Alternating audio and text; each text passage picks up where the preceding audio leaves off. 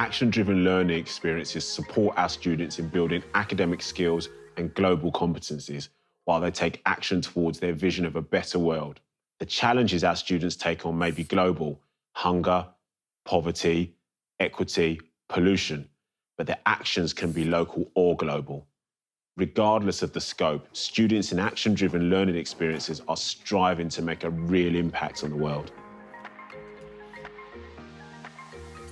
Imagine a class of first graders leading a school-wide composting initiative in their cafeteria, or a group of 12-year-olds creating new inventions to keep families safe during an earthquake, or an entire school researching and fundraising for universal access to clean water.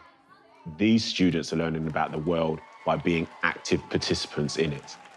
They connect with people whose lives are impacted by these issues and apply their learning to develop workable solutions. Project ideas can come from the United Nations Sustainable Development Goals or the local community, but they should always be informed by students' interests and passions.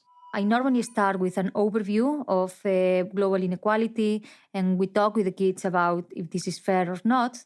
And then we ask the question, do we want to change this or not? So then if they say yes, and they normally do, we will start talking more in depth about how our actions make an impact in other people's life and in people around us, and how we can make small changes in our lives to make this change happen, to promote a more sustainable living.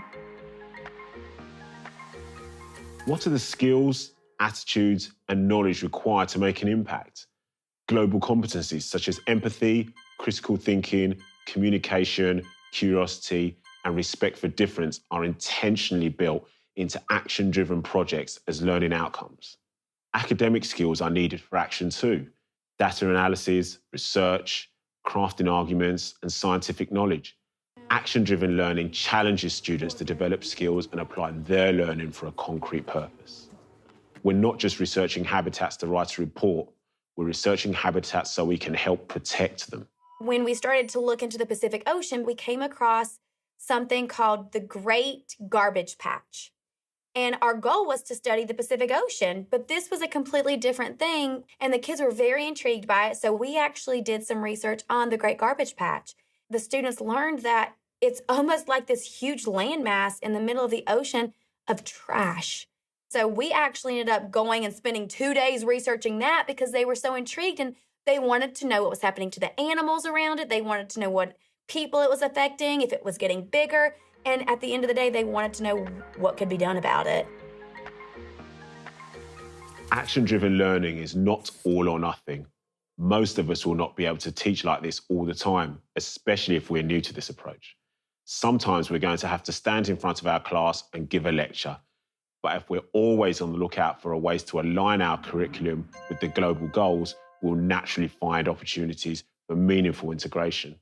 Start small and keep it simple at first. Is there something we can do tomorrow? What are the things we can do in the next quarter? And what support do we need in place to do that? Our job is not just to teach our students, but to support and empower them as global citizens who pay attention to the world, feel a deep connection with it, and take action to make it a better place.